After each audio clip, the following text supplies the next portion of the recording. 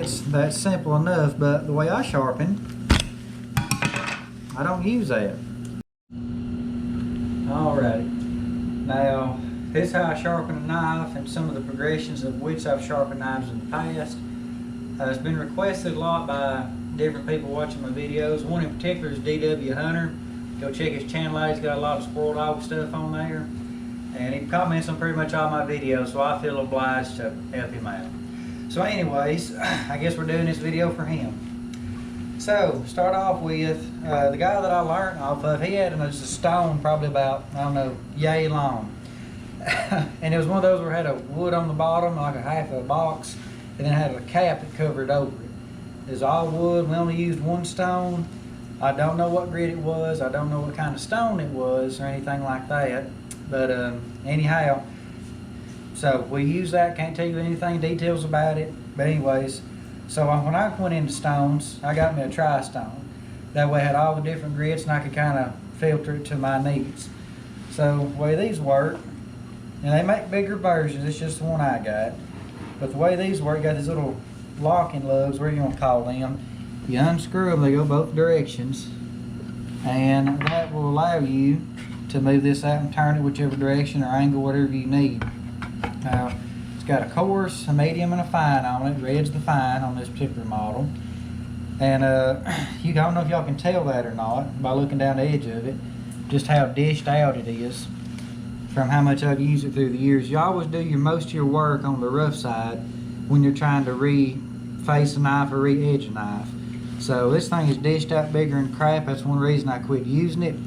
But anyways, if you have an issue telling on these two gray stones here which one is the coarser or the medium one, you just take your fingernail and rub down it. Whichever one grabs more and makes more racket, which you can tell it's this one, that's the coarse stone. And then that finer, a little more of a skating sound is going to be the medium stone. So if you ever wonder about your own stones that you might have at the house, you can just do a little fingernail test. So anyways, the way I sharpen on these is, you need to have some kind of oil to put on them, and you can put a lot of different stuff, but this is probably the best. I use this until I run out, and it worked pretty good. So, I mean, that worked really well. The second best thing I've ever used is I've put on honing oil or honing solution. It goes by different names, and all kind of people make it, but that's the second best thing. I ain't got none of it right now. But the good thing about this design is this little tray here, or this little thing that holds it, stabilizes it. It also catches a lot of the oil. So if you need to use some, you just reach in there, and this is years old, so it looks more like honey. Just take some, put on the stone. And I'm going to go ahead and coat them all while I'm here. Got this on the medium or the coarse stone, fixing to try to redo the edge on this knife. Now, one of the better things you can do is, if this is supposed to have some suction cups, but now they're just like, they're flat, they're old as all get out. They do help it slide from sliding a little bit, but if you ain't got a surface like I've got here, you've got more of a slicker surface, just take, wet rag or damp. You don't want it soaking wet. You can put it down on that and that'll, I'm moving the table right now. That's how sturdy this stuff is. So, you get that seated very well. Now, I'm going to take one of our old knives here. It's been sharpened pretty good and back. Now, I'm going to show you what I do. Now, you're going to get a feel for your angles here. If you get up this way, that's 90 degrees, half of 90 is 45, half 45 is about 22 and a half, and I usually go just a little flatter. That's just how I do it. So, you usually take it right here. Now this is dished out, so this ain't going to sharpen it right, but you're going to get the idea, hopefully. So you're going to take your knife right there. I usually put pressure on it, come up just a little bit. And I just keep them fingers wherever I'm sharpening at.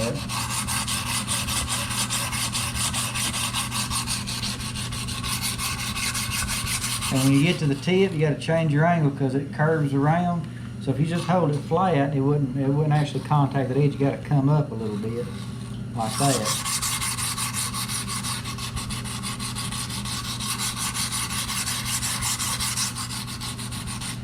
All right, and I'm gonna feel for a burr coming down it. got a little bit on the tip. You can recycle some oil if you need to. And this stone always takes a while, but pretty much you're just doing this until you get that bird roll over. And notice I'm just putting pressure down. I'm keeping my fingers over the stone. I'm not coming back here, not doing that. Everybody's different. Some people take it, just sharpen like literally one-handed like that. Some people take, scoot up like this, sharpen. Some people do a figure daggum 8. I mean, people do some complicated stuff, but to me this works. It's pretty simple. I know these edges pretty well, and I'm trying to use different parts of the stone as well. Keep from dishing out so much, which it's already dished out. Alright, I'm starting to get one right there. Anyways, we'll get back with you when this is rolled over. Okay, it took 2 minutes on that side. So now, I'm going to flip it over. And I have sharpened this way before. And it'll work as long as you're consistent with it. I just find this to be simpler.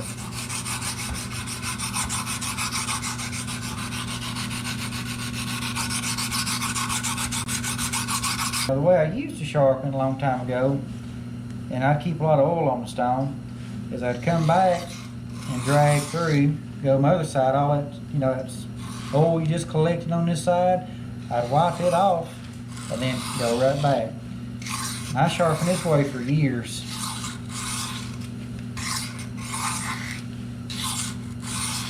Anyways, I guess there's a double stroking method too. We just kind of keep it on the tip, but you really got to push in the back to hit to get the pressure here with this finger, and obviously your finger or the tip will be accomplished with the pressure on these 2 fingers. So you just got to work on the pressure. But either way, I got it rolling both ways now, so now it's time to move on to the next one.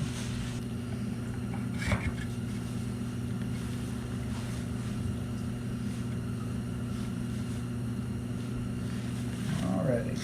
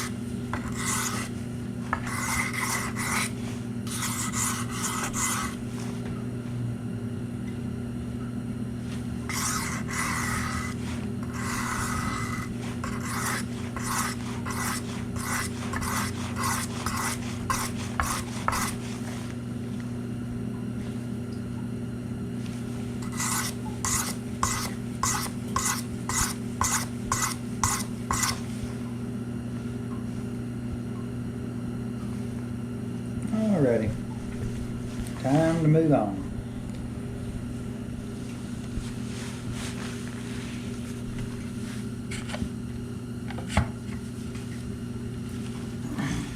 And just repeating the process.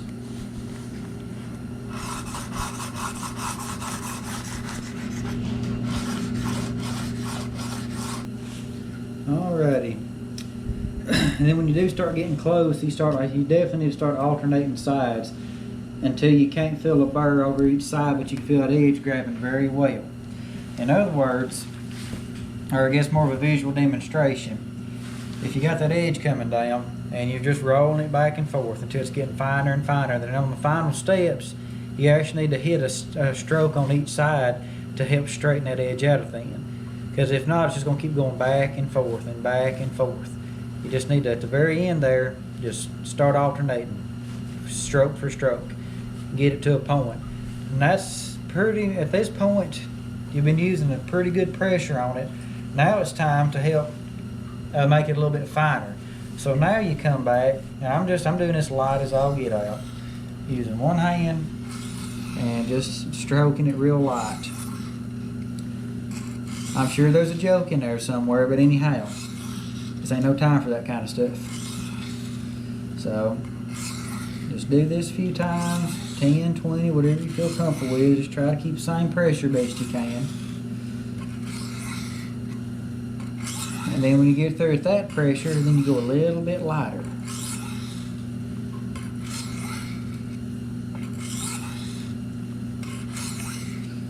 I'm just going to let the weight of the knife take into play here. And I ain't going to lie, this takes a whole lot of skill to do this step, but it is what it is.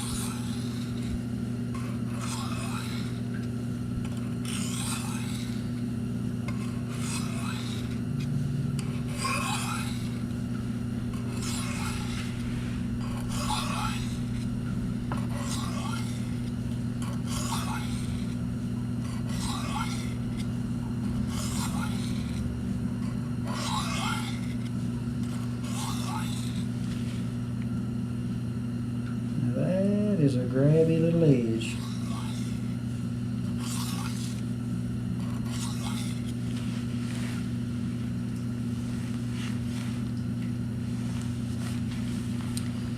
Now, hopefully, y'all can see that edge on there. A little bit dinged up in some flat spots, but that should pretty well grab the whole way down. And it's definitely grabbing really good. There's a little, I don't recommend this, but if you can put your finger on it and it wants to grab, it's got friction nearly, that's a good thing, because that means it'll cut very well. So we're going to test it out right quick, see what it does.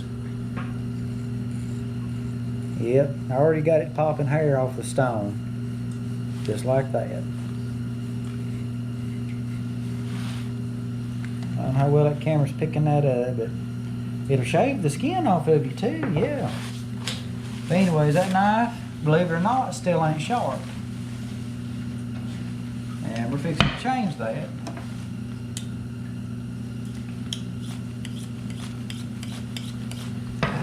If y'all gotta go see that steel video again, I'll probably try to leave a link for that. But anyways, then you go to your steel. Now let's see what it does. Whew.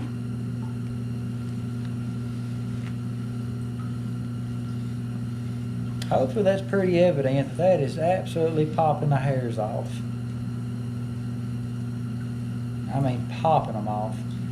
And this is a pretty used knife right here. So that's how you sharpen one on the stone. That takes a long, long time, but we're going to save that for later, just for a later demonstration. So that's stone sharpening. Get you a stone, get you a knife. I always recommend a steel or some kind of finishing maneuver. But oil, whatever, rag, that's stone sharpening. Now let's move on to what I do nowadays.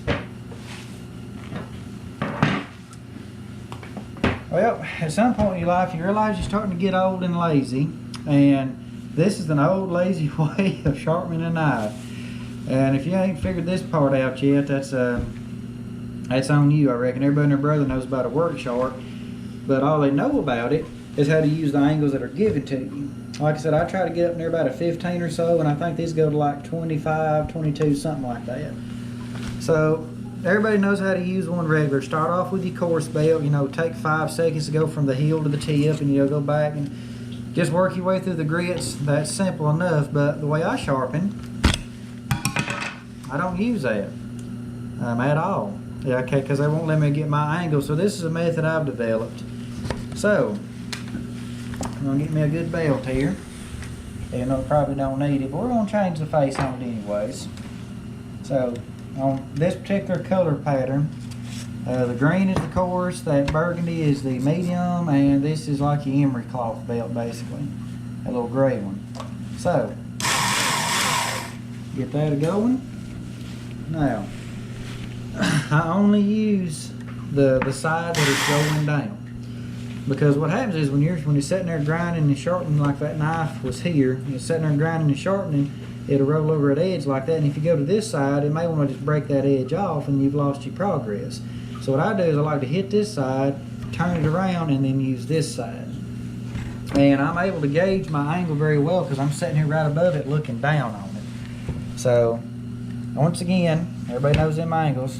90 degrees, half that's 45, half that's 22 and a half, and I go a little flatter. That's what I'm looking for there. So here we go. That overdo. Now it's just the same thing for the other side. Now I turn the whole sit up.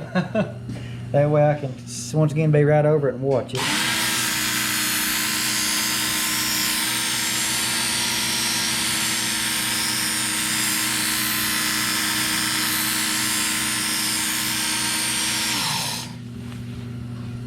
And that rolled over pretty daggone good, all but that tip there.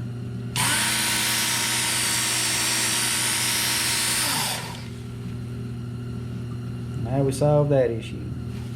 So,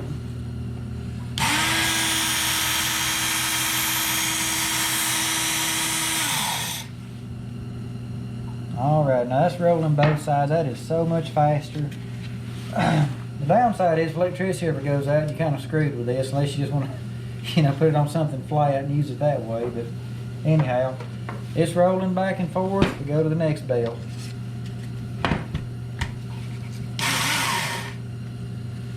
And once again, it's at this point that edge is over this way, so this side I'm going to hit first.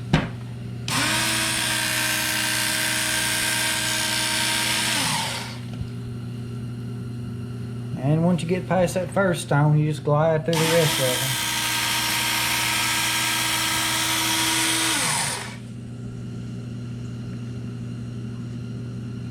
them. And just like that, that's over. And you go to this belt. And we're using the same methods that we learned on the stone. Start off with a okay pressure.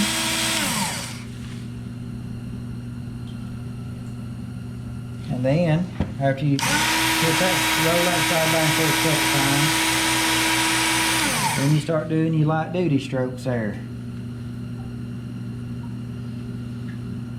And you can actually see, you can't see it on camera, but there's this little bitty burr pops up. And if you can see the burr, which you should in real life, and it's more common seeing it on the belt. If you can visually see it, it's just a matter of going back and forth until you can't see that burr anymore, because then you know there ain't no burr hanging over it, you know it's in line. So if you're one of those visual guys, that's how you figure that out.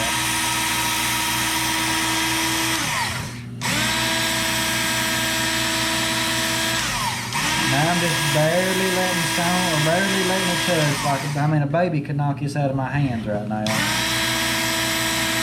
Barely hitting it.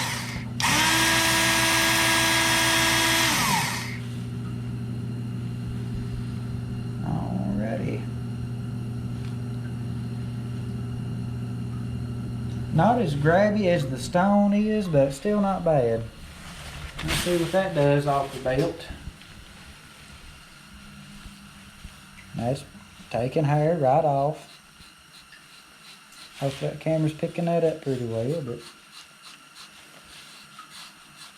it's taking it so-so. I mean, you whack at it long enough, you get shaved. But now, once again, this knife ain't sharp.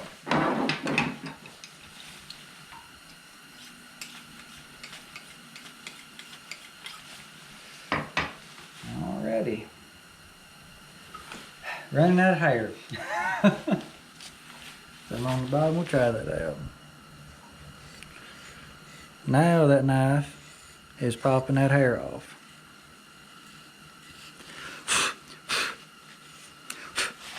So anyways, like I said, that's how you get them pretty sharp.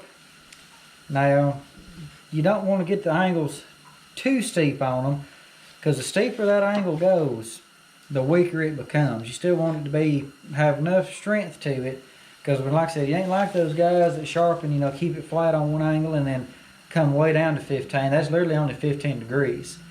With this knife, it's 15 on one side, 15 on another, which is a total of a 30 degree.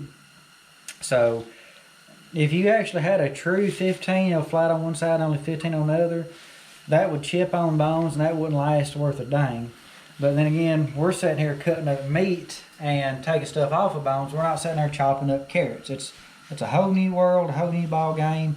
You can't have one that's that level that you would like a chef knife. It's a totally different thing. This is a butchering knife.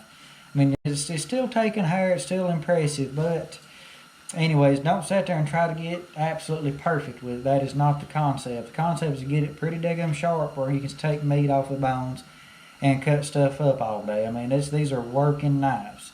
These ain't nothing, they don't need to be put on a pedestal by no means. I guess what I'm getting at. But one other thing I was going to show you right quick. Now that being said, I do get my edge just a little bit thinner than factory. And just to prove a point there, these are brand new knives. Here's the stone sharpen one. It's a 6-inch blade, just like this is. Here's a 5-inch blade, 5-inch boning knife. If anybody asks you the difference between a 5-inch and a 5-inch and a 6-inch, you tell them the difference is 1 inch. Now, this is a brand new knife. Now, I don't know if the camera can pick it up. I hope it can. But hopefully you can see the difference, just how, like, your true edge on this thing, this be your face, or in this case it's also the bevel, because it's only a single bevel blade here, besides this very tip of the edge. That shiny part right there is your edge. And you can see just how thin it is. They probably sharpened it about a 20-something degrees or whatever. Here's the one on the stone. Hopefully that camera will pick up just how much thicker that is. And if it can't, here's this one. Now this ought to be pretty evident, just how the one I sharpened on the belt, or the edge probe, just how much thicker and higher up that is. What that means is that edge is a little bit flatter and a little bit taller. Which said, in other words, it had to grind so much extra metal back this direction to get it. Anyways, was you impressed by the knife work? Okay. The demonstration's up here. So anyhow, what that means is, this knife, with that angle being, it had to be about like this to only take away just a little bit of that and make that little bit of an edge, as to where this one had to be sharpened way back up here to produce that much more of an edge on that. Now the trade-off of that is, this is easier to steel, this is easier to sharpen. You want to sharpen as much, and when you do, it's just, you just glide through it. The downside is it is a little bit weaker. So if you're one of them guys that try to muscle through the bone and muscle through everything, if you're the kind of guy that would do that to a knife, I don't recommend putting this edge on it. So in the beginning, maybe just go with one of these edges. They're faster to produce, and they're actually pretty durable. They just ain't gonna glide through the meat like this would. And what I tell people, for an example, if you take a wedge, to split wood with, if that wedge was like this, would that bite into the wood better, or would it bite in better like this?